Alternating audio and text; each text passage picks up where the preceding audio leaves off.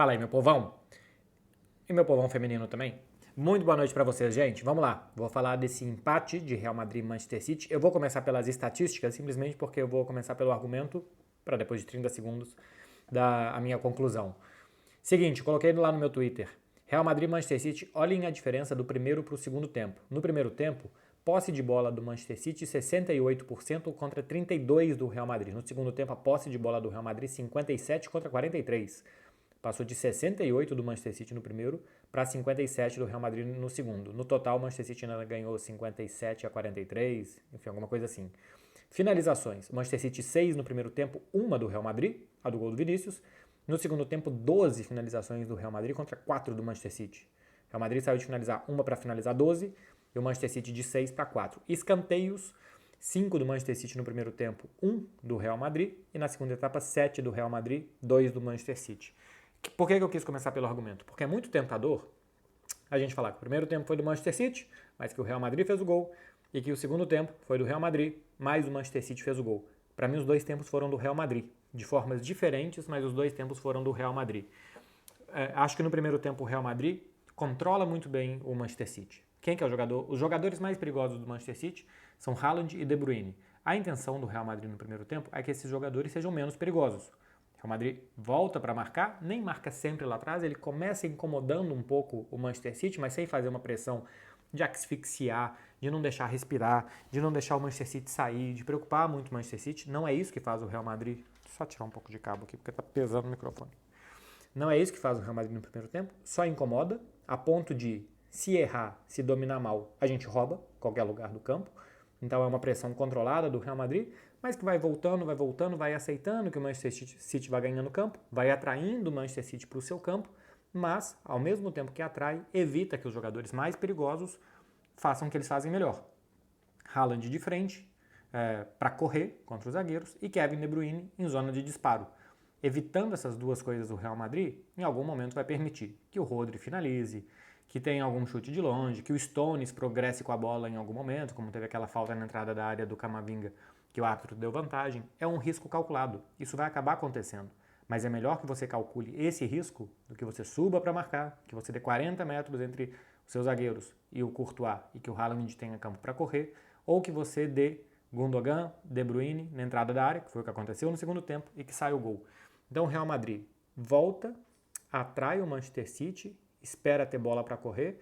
É verdade que só tem uma praticamente para correr com o Vinícius logo no início do jogo, né, que ele dá aquele drible de corpo e consegue sair de uma pressão do Kevin De Bruyne e depois o cruzamento dele não dá em nada. E depois uma boa saída do Camavinga com o Luka Modric, que gera o gol do Vinícius Júnior.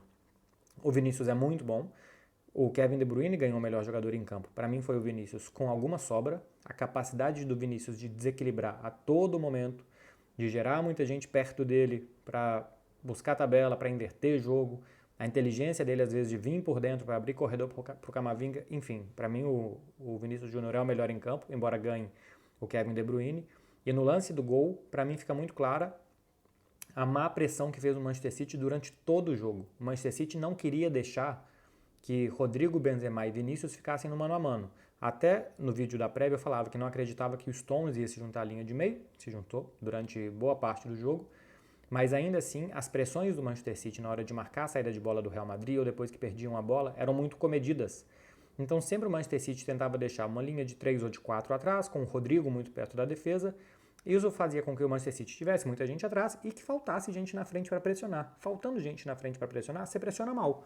Então De Bruyne, Bernardo, Haaland, Grealish, Gundogan muitas vezes corriam mal na frente porque faltava que todo o resto do time acompanhasse eles para que o time fizesse uma pressão completa, que o Real Madrid não tivesse nenhuma linha de passe, e ou que mandasse a bola para a lateral, mandasse a bola direto para o Ederson, que quebrasse uma bola para frente, ou que errasse um passe e o Manchester City tivesse chance de roubar e de contra-atacar também o Real Madrid. Pressionou com medo o Manchester City, ficou no meio de caminho, a gente fazia uma boa pressão e recuar todo. E nesse meio de caminho, uma excelente arrancada do Camavinga, que foi um dos melhores em campo também, jogou demais o Camavinga. O Bernardo não conseguiu passar dele nenhuma vez, e ele levou vantagem ofensivamente muitas vezes. Ele dá para o Vinícius Júnior, que chuta muito forte. Eu acho que o Ederson está um passinho a mais para a esquerda do que deveria estar, também pode ser para ver a bola. E o chute do Vinícius não é tão assim no campo, mas é muito forte. Tem gente na frente do Ederson e ela acaba entrando. O segundo tempo, depois dos 10 minutos, tiveram 10 minutos de um panorama parecido com o primeiro. O De Bruyne tem uma chance, né, numa troca dele de posição com o Bernardo Silva, que ainda está impedido. A partir do momento que o Real Madrid começa a sentir que o Manchester City não vai fazer nada muito diferente, vai avançando, vai avançando, vai avançando. Rodrigo, Benzema e Vinícius tocam cada vez mais na bola. E aí o Real Madrid não criou muita chance clara, é verdade, mas rondou muito a área do Manchester City, bem diferente do primeiro tempo. O Real Madrid rondou a área do Manchester City com mais intenção, com mais perigo. A bola parou de ficar no meio campo do Manchester City, praticamente já não tocavam na bola De Bruyne, Gundogan, Bernardo. Era Akanji, Stones, Walker, eles tentando tirar água de dentro do barco simplesmente. E nesse momento que o jogo estava completamente sem controle para o Manchester City, o Real Madrid estava muito mais perto do segundo do que os ingleses do primeiro, que o De Bruyne acerta aquele chute. E depois o Manchester City nem tenta sentir cheiro do sangue, arrancar, buscar o resultado. Eu acho que o Manchester City percebe que não era o seu dia. O Guardiola não faz nenhuma substituição. Acho que ele percebe que no seu banco de reserva não tinha jogadores para mudar o panorama daquele jogo. Não podia tirar Bernardo e Grealish pelo trabalho defensivo que fazem e também pelo quanto seguram a bola. Mahrez, Julian Álvares, Foden, outros jogadores que podiam entrar, são jogadores mais incisivos que perdem mais bola. Perder mais bola é dar mais campo para o Real Madrid, então o importante era não perder a bola. Enfim, a sensação que eu tenho depois de achar um empate é que o Manchester City quis anular o confronto. Vamos anular, não aconteceu nada, 0-0, vamos levar o jogo para nossa casa para decidir lá. Ainda tem duas grandíssimas defesas do Ederson, né? Uma cabeçada do Benzema e um chute do Tchouaméni. Poderia o Real Madrid, se tivesse que ter tido um vencedor, seria o Real Madrid, e não só pelo segundo tempo, mas pela boa estratégia do primeiro também. Para mim, o primeiro tempo é ou empate ou vitória do Real Madrid. O prêmio é muito grande do Real Madrid, né? Só um chute e um gol. Mas no segundo tempo, que o Manchester City vença os 45 minutos finais, é porque é futebol. E essas coisas acontecem às vezes. No ano passado, o Real Madrid se classificou jogando pior do que o Manchester City os 4 tempos dos 2 jogos. E conseguiu se classificar, porque foi efetivo, porque conseguiu nos momentos ruins sobreviver, porque o goleiro fez grandes defesas. Hoje foi o dia do Manchester City ter essas coisas também, que quando é com o Real Madrid, e normalmente são mais épicas, né? São mais decisivas e tal, são momentos mais finais do jogo, a gente reconhece e enaltece. Hoje foi o dia do Manchester City. Não ter o seu dia futebolístico, o Real Madrid futebolisticamente, em plano de jogo, em como colocar isso em campo, foi bem melhor do que o Manchester City, mas o City conseguiu achar um empate, achar um golzinho, uma bela finalização do De Bruyne, para sair com 1-1. Alguns pontos individuais do jogo, já falei aqui do Vinícius, do Camavinga, né, como para mim foram muito bem. Haaland muito bem marcado pelo Rudiger, não deixou girar, não deixou o Haaland fazer pivô. Ele, o Rudiger e o Alaba estavam muito atentos aos deslocamentos do Haaland. Teve um deslocamento só típico dele, uma bola do Gundogan no segundo tempo, que o Alaba faz muito bem um bloqueio, mas é no espaço curto. Se aquele lance é com 10 metros a mais de espaço, o Haaland ia dar mais um toque na bola, o Alaba já não ia conseguir chegar e ele ter uma jogada limpa para finalizar. Por isso é tão importante, quando você joga contra o Haaland, você ter os seus zagueiros perto da sua grande área, perto do seu goleiro, para que ele não tenha a chance de dar esse toque a mais. Antes dele dar o toque, você ainda consegue chegar nele. Depois que ele colocou na frente, fica muito difícil. E o Real Madrid soube ler muito bem a altura de onde marcar o Haaland. Fora isso, Benzema muito mal. Algumas jogadas saindo da área, ajudando a tabelar sim, mas pouco participativo dentro da área. Não lembro de alguma finalização tirando a cabeçada dele que tenha levado perigo. Dos 3 jogadores de ataque, foi o que menos sensação de perigo me deu o tempo inteiro. Bem Kroos e Modric, lendo bem o jogo, desacelerando, saindo das pressões do Manchester City, ajudando a virar o jogo de um lado para outro, para fazer com que Rodrigo e Vinícius recebessem bola em boas condições. O Kroos normalmente cansa, é normal a saída dele para a entrada do Tchouaméni. O Modric estava vindo de lesão, né? Jogou alguns minutos no final de semana na Copa do Rei e era normal que saísse também. Só acho estranho que o Ancelotti tenha optado pelo Tchouaméni e não pelo Ceballos. Acho que queria mais força, mais vitalidade, talvez ganhar mais disputas no meio campo, né? Porque seria um jogo de disputas ali. E aí o Kroos, na terceira, acerto. O Tchouaméni era jogador que tem mais condições para isso, então talvez por isso a opção por ele.